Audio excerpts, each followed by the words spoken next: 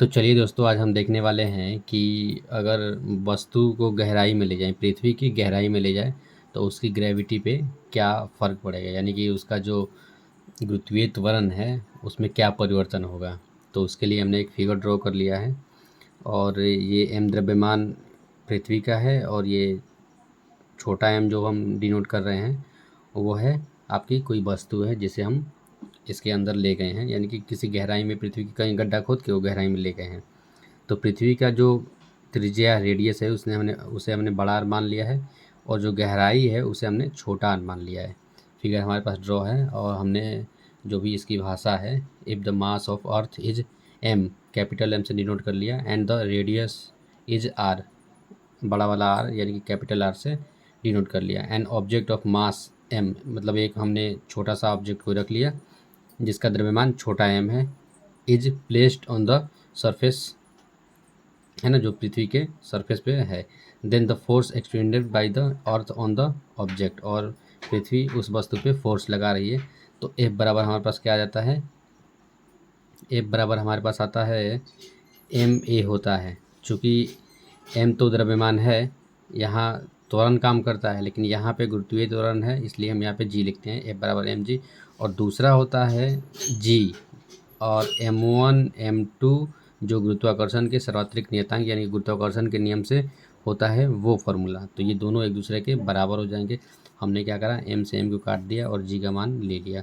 इसको हमने समीकरण 1 रख दिया है।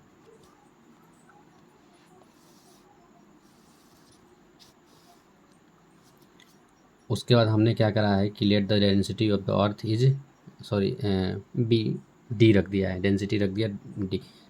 Then the mass of the earth, तो एम का मतलब कि एम उसका मास है, तो मास उसका द्रव्यमान कितना होगा, तो ये हमने उसका द्रव्यमान निकाल दिया। ये है गोले का आयतन और ये है उसकी डेंसिटी, ठीक है, दोनों को मल्टीप्लाई करके निकाल लिया। और इस एम का मान हमने रख दिया समीकरण 1 में। 1 में रखने के पास हमारे पास जी का मान आ गया ये, जिसे हमने समीकरण 2 दे दिया है, ठीक है। आप स्क्रीनशॉट ले सकते हैं। उसके बाद हमने क्या करा कि पृथ्वी के सतह से, है ना, पृथ्वी की सतह से एक वस्तु को, ठीक है, गहराई में ले गए जिसकी ऊंचाई हमने h मान लिया है ना, from the surface of the earth to a depth of h, and the distance क्या हो जाएगा r माइनस एच, क्योंकि वो गहराई के अंदर जा रही है तो उसकी त्रिज्या में से हम उसकी ऊंचाई को घटा देंगे, यानी कि गहराई को घटा देंगे, तो हमारे पास ये निकल के आ जाएगा।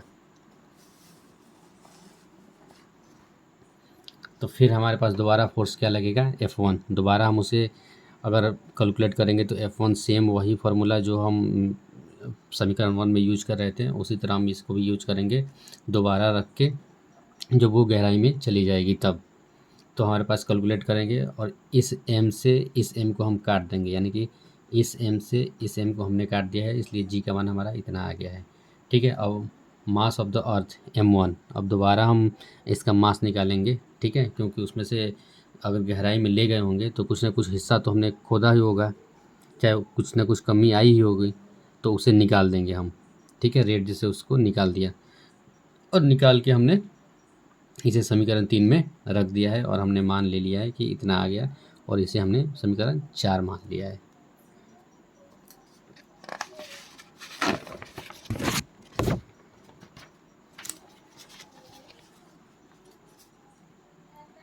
अब उसके बाद हमने क्या करा है कि 4 समीकरण को समीकरण 2 से डिवाइड कर दिया है, जिससे हमारा मान क्या आ जाएगा, ये 4/3 क्रॉस हो जाएगा, इससे पाई से पाई क्रॉस, जी से जी क्रॉस और डी से डी क्रॉस।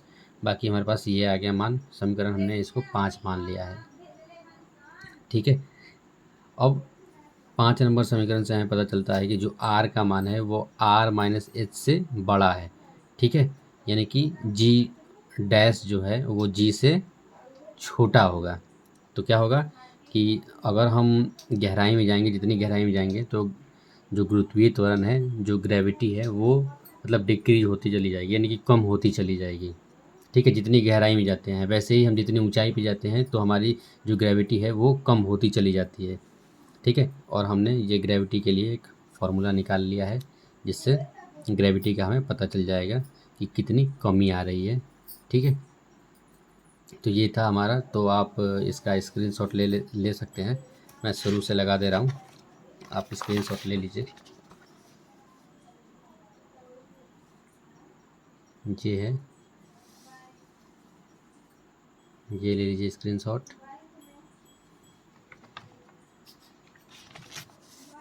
इसका स्क्रीनशॉट ले लीजिए।